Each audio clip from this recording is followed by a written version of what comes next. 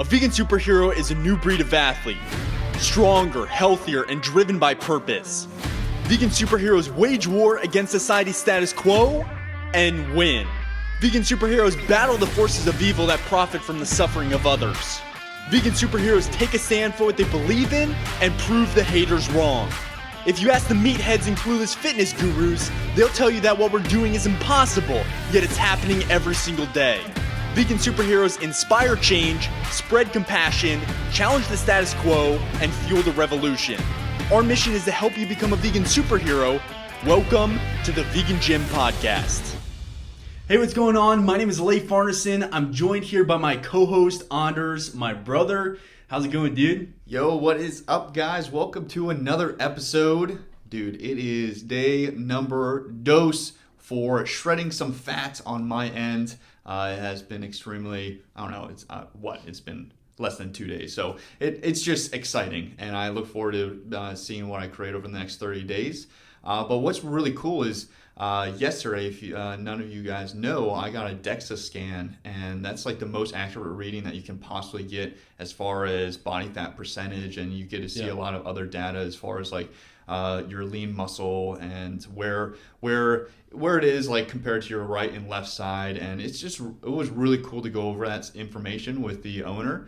And the biggest thing that really I was surprised with was there was this point where he's like, all right, we were on the fourth page, and he was just like reading, and then he got to the bottom where it was like 0.00 visceral fat.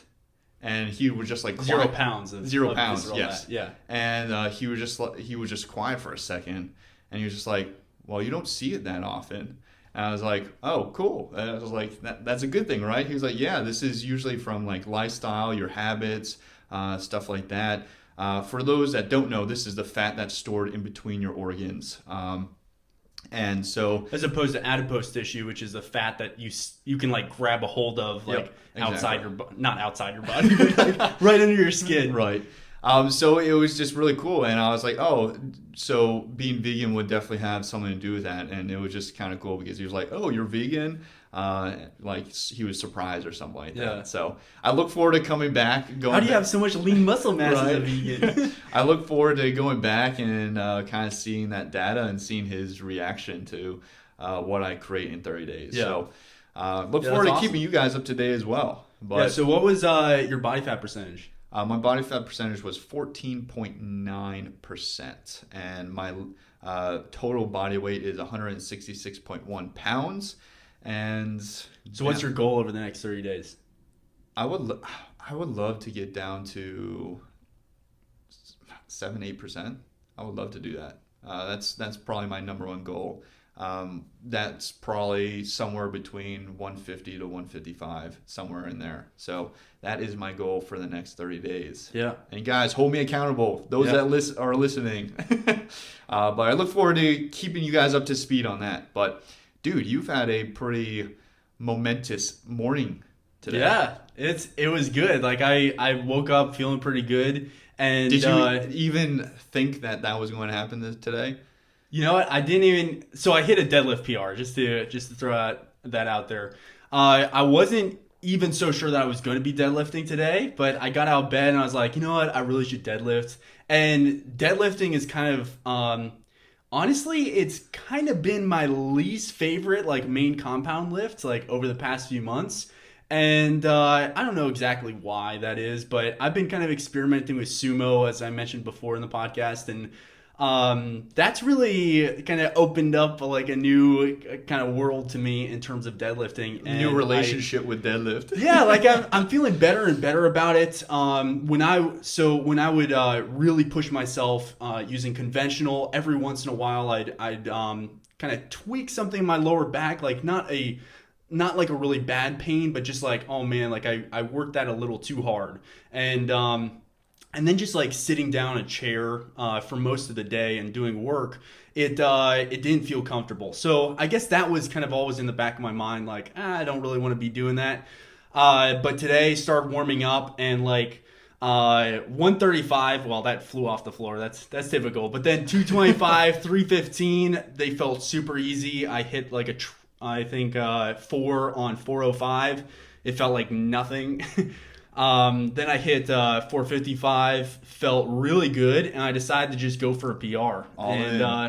Yeah, I would normally do maybe one more set, but I was just like, you know what, I'm ready. Let's do it. So I hit a 5-plate deadlift, which is 495. Yeah, and then actually a pretty significant jump going from 455, just throwing on 40 pounds and saying, oh, PR. Well, yeah, but my PR is 485. So it's only a 10-pound jump in terms of like total number. No, I was talking more of like warming up to your max. Yeah, but I was already confident, hey, right. I can pull 485 like pretty, I should definitely be able to pull that, and like 495. So yeah, there's a kind of delicate balance between kind of putting in too much effort into your warm-up sets and kind of getting to the point where you're like you kind of over-warmed up. Yeah, but you've done almost too much volume and weight during your warm-up sets, and that makes it more difficult to like hit a PR or crush your working set. So you kind of want to have a balance between like being fully warmed up, but also not like taxing your muscles in any significant way. So hit the 495, felt really good, and then Anders and our gym owner of our gym, Rick, they're like, dude, why didn't you just go for 500? Like legitimately, all you got to do is 2.5s on each side. Right. And if you look on the side profile of the stack of the weight, you can't even see the 2.5. Right. Yeah, they're super small and seemingly insignificant, but I guess it was just kind of more so a mental barrier, and I knew, hey, I just want to pull a 5-plate deadlift. Like, I guess in hindsight, like 500, that is cooler, but still. Anyways, I hit the 495, and it felt pretty solid. It felt like almost all out, but I felt like I could maybe eke out another 5 pounds. So I put on the 2.5s, and I hit... I didn't hit. You failed. I failed on my next attempt to hit the 500. And then I was like, oh man, like I wasn't there mentally. And that's exactly what our gym owner Rick said. And so I was like, okay, fine, I'll try this again. And I don't think it has ever worked for me to try a PR a second time and actually hit it the second time. I don't think I've ever done that. But today was different. So for you, it's... Leif is the type of guy that if he doesn't have music in when he's trying to do a PR or something, it's not going to happen. It does make a huge difference. I'm interested. Although I didn't have music for the 495. Right. So, that was a PR. But that 5-pound thing was like that mental barrier. It was a 5 pounds. I needed music for those 5 pounds. But anyways, yeah, someone, a friend of ours at the gym, he just, I asked him to just film on his phone so I could use music with my phone. And yeah, I ended up hitting it. So I have now officially hit a 500-pound deadlift. Yeah, and I can't wait to get there. I'm feeling super good about it. It hasn't really sunk in yet. 45 pounds away. I'll do it. Yeah, you will do it. So that is officially a 3-plate bench, 4-plate squat, and 5-plate deadlift, which has been my goal for the past few years. So now I'm like, man, I have to start setting new goals. Add 25s on now. Right, yeah, I think that's the next step is adding 25s to all those lifts, like 50 pounds total. So yeah, anyways, that's kind of on my horizon and feeling super good about it. That's freaking awesome. So guys, today for this podcast, we all know what's coming, all right? In the next month, we have Thanksgiving, Christmas, New Year's. We have all these holidays and other holidays. This is the time of year where people are just like, okay, let me just completely forget about my fitness goals. All right, and so what we want to talk about today is kind of how there's 2 approaches that you can take, and the first approach is essentially to just fully indulge and to say, screw the gym, screw my macros or meal plan or whatever, or clean eating, and just eat everything in sight and just enjoy yourself. Just really enjoy myself. I'll get back on track when New Year's rolls around. And then the second one is going about it in a smart way, and not saying to completely eliminate enjoying yourself, but to do it in a smart way so you can stay on track. Exactly.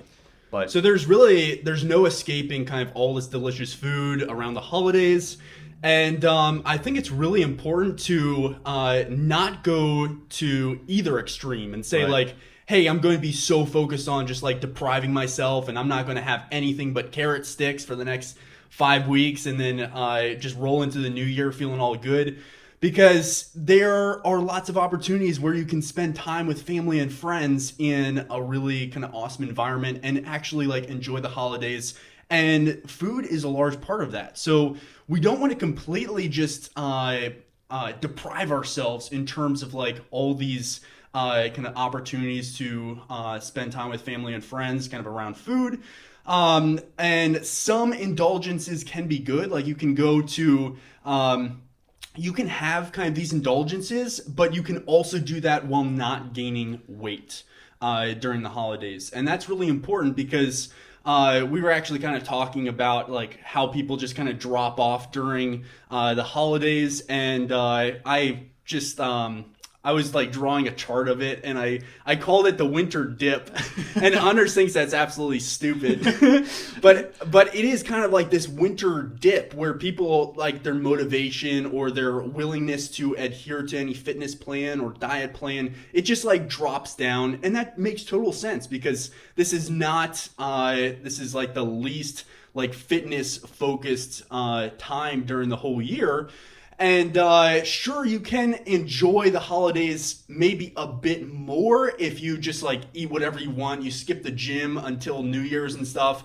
But how are you actually going to feel like after Christmas or after the holidays? I was just about to say, it's like every single year I talk with friends and family and after all the holidays, you're like, man, I shouldn't have done that. Oh, it's like the freshman 15 in college, you know, it's like I just gained 10 to 15 pounds over the holidays. Oh, now time to start dying down again. New year, new me type of thing. Yeah. And it's people can convince themselves that they enjoy it, but at the back of your mind, you're thinking like, oh man, I'm going to have to make up for this. Like I'm going to have to pay for all this stuff that I'm doing to my body right now. So I don't actually think like it's even that enjoyable, at least not me personally. And that's the last thing we want you guys to go through. It's like, it's that same feeling of like, for me at least, when you like put up like the Christmas ornaments and stuff and you're like all excited for the holidays and like you just have like the holiday spirit and stuff. And then like the day after Christmas, you're like, oh wait, now we have to like go back to real life. We have to take down all the ornaments and stuff. It's just like your perspective like completely changes. And that's kind of the same thing that will happen if you start indulging in all of these foods and you're like, wow, there's this pie, I'm going to have the pie and stuff. Well, all those calories that you're eating beyond kind of what you burn in a day, that's all going to be adding body fat that you're going to eventually want to burn off. So instead of kind of going through this cycle of like, okay, I'm gaining weight during the holidays and I'm going to try to burn it off, what if you just don't gain weight during the holidays and then you continue to just progress towards your fitness goals into the new year? So we don't necessarily, well, I think actually not indulging yourself like to excess is actually building momentum. Like it's something that most other people are not doing. Most people are just like throwing up their hands and saying, hey, I'm going to do whatever I want and eat whatever I want, skip the gym and all that stuff. And they are losing momentum as opposed to like actually just kind of building that momentum through the holidays and then hitting the new year kind of in the right frame of mind and not feeling like you have slid so far back in your fitness goals. So we kind of have 4 tips that we're going to go through to avoid those feelings of kind of like indulging to excess and then feeling like you have to make up for it. So this is exactly the 4 things that we follow, and this is what I'm going to be following since I'm going to be right on track with my macros throughout this whole season of freaking holidays. Yeah, if Anders can hit fat shredding macros, like be in a caloric deficit throughout the holidays and shred whatever 10 plus pounds of body fat. And it will happen. And I know it will happen. Like all of us can, at the very least, not gain body fat during the holidays. It's like that is totally possible. So leave your mind kind of like open to the possibility of actually building momentum through the holidays while still enjoying and not being like fully focused on like depriving yourself. Before we dive in, I have one comment. It's like when it comes to the holidays, it's usually people have really good intentions, right? Like a lot of people say, I'm going to watch what I eat and enjoy myself a little bit. But the one thing that I do see year after year is the one thing that makes people indulge is being around people that are saying, oh, eat this, eat that. And that person doesn't have kind of the confidence to like hold themselves to what they're trying to do.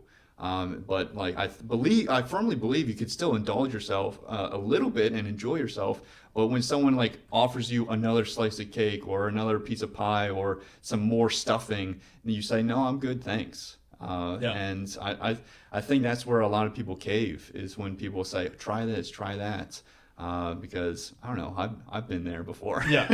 Well, we're going to be around food, so there are a few ways that we can make sure that we don't fall to those kind of temptations for the extra food that we don't actually need to have, or those extra sweets that we don't need to have, or whatever. So here are our 4 tips to avoid fat gain during the holidays. Okay, so first and foremost, we have kind of minimizing calories from drinks, like particularly alcohol. It is very, very easy to drink calories, and it tends to not really have the same response in your brain to that your body has when you're consuming food. It's like, oh, I'm eating calories right now versus drinking calories. It can get you can drink hundreds and hundreds of extra calories without really thinking about it.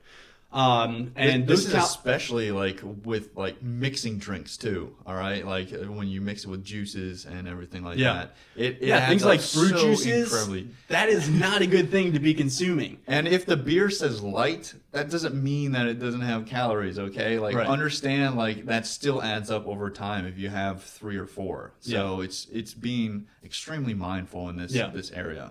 And just like with food, you can have a drink from now and then, but if you're consuming a lot of excess calories from drinks, even if it's not just alcohol, it's things like juices or other stuff, then that's going to pile on kind of the extra pounds during the holidays. That's kind of the first thing that we want to minimize. And the other thing is foods with a very high caloric density. So one of the biggest things that really jumps out to me is consuming oil. Okay, so like cooking oil. And just cooking without oil, or even with just limited oil, can literally save you hundreds of calories at parties or family dinners. Like, you can eat hundreds of calories of oil without really thinking about it in a single meal. And it doesn't really add anything. It might add a little bit of kind of taste, but it doesn't really add anything in terms of like making you feel satiated. So it's very little volume in your stomach for a lot of calories. And that's why it's so easy to eat kind of a lot of oil. Yeah, to take into perspective, 1 tablespoon of oil is roughly like 120 calories, which if you think about it, that's like a whole large banana. Like, it's a ton of food, but you're having that in 1 tablespoon. Right. So just... I don't think many people understand like how calorically dense oil is, because there are healthier, and I'm using quotations right here, there's healthier oils, but it's like when it comes down to it, it's still calories. Yeah. Well, I would actually argue that no oil is really healthy. It's a refined I'm more so like doing quotations like what people say. It's a highly processed fat source. It's like, it's not healthy. Even if it's coconut oil or olive oil or whatever you think is. That's why you need an air fryer. Yeah, like just learning how to bake or cook without oil or with very minimal oil. It's really, it can be easy to do once you make kind of a few of these kind of substitutions. So that's the first thing, kind of minimizing these excess calories from things like drinks or things like oil, things that you don't really think about but add a ton of calories. And if you're eating hundreds of calories in each of these meals, that's going to pack on the pounds during the holiday season, because you're going to have maybe a few of these dinners per week, and that's potentially thousands of calories per week that you're adding to kind of your meals. The second thing is to eat a big salad along with your meals, okay? So it really all comes down to caloric density. If you are filling yourself up with things like vegetables, those have a very, very low caloric density, meaning you can eat a lot of it for very little calories, and it kind of fills up your stomach. And it's also packed with really healthy micronutrients, vitamins, and minerals. So if you have a big salad along with your meal, you can, and it's very easy to meal prep that. Like you can just bring a salad anywhere with you. You could just like throw a head of kale in like you can make a massive salad for your family, right? You know? Yeah, you can just make a huge salad. Again, like be conscious of adding tons of oil through salad dressing. I actually don't use any like oil-based salad dressings hardly ever. So just being kind of conscious about what you're actually putting on your salad is really important. But if you're consuming like a big salad, you can have those other foods that are at whatever dinner you're having or at a party or something, while still kind of getting in a higher kind of food volume so you fill up more quickly, and then you don't go ahead and grab the second plate of whatever. Exactly. And that can be really, really helpful. Along those same lines, you have drinking water. So This if you this drink, is my favorite yeah, approach. if you drink water, which is also important for number one because you're minimizing your calories from drinks. If you're drinking water, it's also going to help your brain kind of stay up to date with your stomach because as you're consuming these foods, you're drinking water as well, and you don't necessarily have to drink water like before a meal. That can help some people to just kind of stay on track with their whatever meal they're consuming. But as long as you're getting in some of these, as long as you're just kind of like building up the food volume that you're consuming versus the amount of calories that you're consuming, that's really, really important. So that's number two. Number three is to bring a macro-friendly vegan dish that your whole family will enjoy or your coworkers will enjoy at an office party. This tends to be really easy for vegans because they're already expecting, hey, I should probably bring some food that I'm going to be able to eat. So that dish that you're going to be bringing to a family event or to a party with your coworkers, if you just make that a macro-friendly dish, that's probably going to be most of what you're consuming anyways, so it would make sense to make sure that's a healthier dish. So in terms of like macro-friendliness, we're talking about just making it like, first of all, like caloric density is important. So thinking about like not adding a ton of oil or other very high calorie density things. But then also having like a higher protein intake can help as well. So just being really conscious of like what you're actually bringing to these parties. If you're bringing like an unhealthy dish, like a dessert or something, to a mostly non-vegan party or family event, Yeah, you're going to just. what are you going to be eating? I'm going to just eat this. Right, you're going to be eating that pie that you brought instead of like some healthier thing. And if you want to bring a dessert as well, you can also make that healthy. Like I don't really have a sweet tooth actually. I'm more of a savory. Yeah, I like Salty. saltier things. But if I were to eat kind of some kind of dessert, I would make sure that it's more macro friendly and yes, you has a can lower make caloric desserts density. more macro friendly. Okay, Yeah. guys. As far as like main dishes to bring, I highly recommend making like a lentil loaf or a seitan. You mean like a lentil roast? meatloaf kind of thing? Yeah. Okay. Or that's lentil loaf. That's what people call it. Oh, okay. Lentil non-meat loaf? Yes. And then like Vital Wheat Gluten, like a type of what do you call those things? Like rolls, Or bread? like a roast, or yeah. like a Vital Wheat Gluten bread rolls, or anything like that. Or like a chili. Like there that's are really so many options that are really protein packed. That's would make you fit right in with the rest of the family. I think that's another thing that people are worried about. It's like, I'm not going to fit in with whatever else other people are eating. And you can make literally anything macro friendly. You just have to, you have to put a little bit more work in, but it's totally worth the goals that you're working towards. Yeah. So, and you don't have to offend anyone either. Like if Aunt Edna brings whatever she brings. Please tell me how you brought that name up. I don't know. It just popped in my head. I don't know. I think I've heard that somewhere. But yeah, okay. So Aunt Edna, if you have some aunt who just like brings whatever her pie or something. Hopefully, if she makes like some vegan food that she knows that you can enjoy as well. If it's not vegan, then it's pretty easy to say, hey, I'm not eating that. But if it is vegan, you can just have a little bit of it. Like you don't have to have a full slice of pie to say, hey, I tried it. It's really good. Thank you for bringing that. Right. And making it vegan. Like that means a lot to me. Like you don't have to have a ton of something to don't feel like, obligated respect, to eat the whole pie. Yeah, you don't have to eat a bunch to like actually respect that person Right. and not like hurt their feelings. Yeah. So yeah, that's really important to keep in mind as well. So our fourth tip is to continue training through the holidays. This sounds Now, like a no-brainer right, to it everybody. does. It does sound like a no-brainer. I'm not saying, hey, if you eat a piece of pie, you got to do 2 hours of cardio. That's not what I'm talking about. I'm just saying don't give up your training routine because you're probably going to be consuming more calories than you usually do during the holidays. So the last thing you want to do is stop training and just like increase like the caloric surplus because you don't have more calories burned coming from your training. So if you have more food and you turn into a couch potato over the next few weeks, that is really going to be a double whammy in terms of like total weight gain.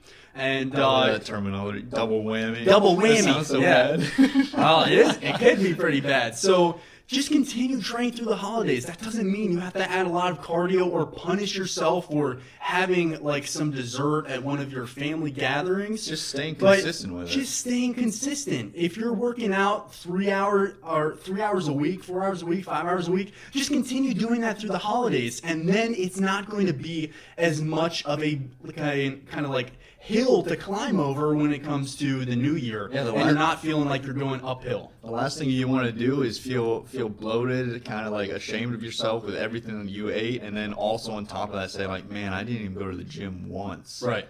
Like that's going to set up the new year for failure. You know, it's like you still want to be able to enjoy yourself, maintain training, hit the new year, and say, all right, let's continue making these goals happen. And another point that just popped into my mind is like maybe you got to start working out earlier if that's not what you're doing already. Like we work out in the mornings, and it automatically kind of puts you into like a mindset of health. You're like, okay, I did something really good for my body first thing in the morning, and rarely does that make me feel I already did my workout, so now I get to enjoy a piece of pie or something. It's usually the opposite. It's usually like, I already worked out my body this morning. I'm not going to do anything to negate that progress by consuming lots of foods that aren't beneficial to my health.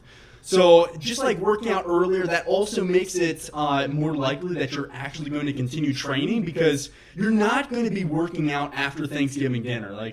And if you do, kudos to you. Well, you're not going to. Nobody. I don't know. That. I don't think I know anyone who really does that. I might.